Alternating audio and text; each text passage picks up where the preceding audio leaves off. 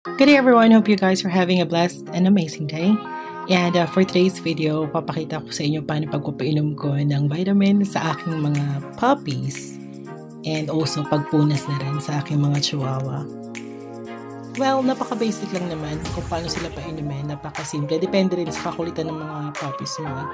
Yung mga puppies kasi ayaw talaga, usually lumalayo pa yan. Pero sa case ng mga to, hala, sige, agawan talaga sila, nakita nyo. Gusto talaga nila yung vitamins, feel lang inumin. Siguro gusto nila yung lasa. Magtutuman sa pala yung mga chihuahua puppies ko this coming January 4th. Tingnan nyo, sobrang liliit pa rin nila. Ang cute niyan. Lalo sa personal, grabe. At naman yung mga chihuahua, so turning 2 months na sila this coming December 27. Ang name pala ng vitamins ng ating mga fur babies ay LCV.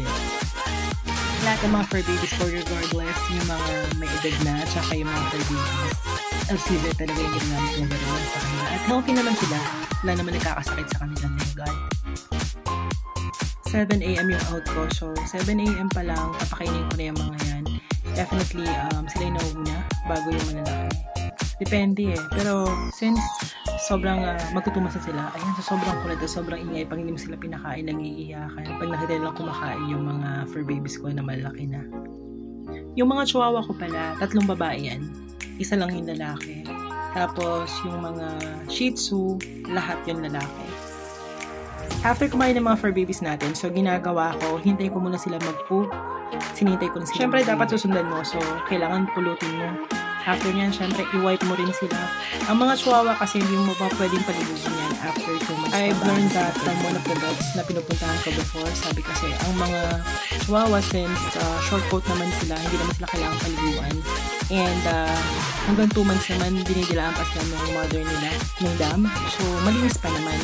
But then again, syempre, minsan nadudumihan sila eh. Dudumihan sila, dumudumi sila na wala. Si Ginger pala yung name ng mami nila. Actually, si Ginger sobrang linis nun. Grabe. Every time nadudumi, nakabantay siya kaagad sa mga anak niya. Kaya napakalinis kahit di mo punasan. But then again, syempre, dila ang gamit na. Mas gusto ko kasi na medyo mabango sila. Kaya, wina-wipes ko talaga. Para matulungan na rin natin yung since 4 yan, medyo yung mami kasi talaga silang punasan. Mapapansin nyo dyan sa huli, hindi ko na sila binlower kasi meron naman silang infrared light. Ayun, nagbibigay naman ng init sa kanila yon. Tsaka yung mami nila, si Ginger, mamaya ibabalik ko dyan kasi papaliguan ko muna. Gusto ko kasi malinis sila pare-parehas. So, every week, pinapaliguan ko si Ginger. Before kasi, twice yon. Kaya thrice a week, depende. Pero sa ngayon, since kakapanganak pa lang niya, ayaw ko rin naman siya ma-stress or magkasakit. Kaya, once a week lang muna. Share ko lang guys, pag nakita niyo sila in person, grabe, ang cute talaga nila. Tapos, may ewan ko, happiness na binibigay talaga ang mga puppies, especially yung mga maliliit. Sobrang kulit na mga to. Tapos playful, in fairness. Pero maganda sa mga fur babies ko. Ewan ko, depende siguro talaga sa lahi. Yung mga to, never pang nag-play bite. Ewan ko. Pero meron kasi akong isang shih tzu, niregala ko sa isa sa mga friends ko.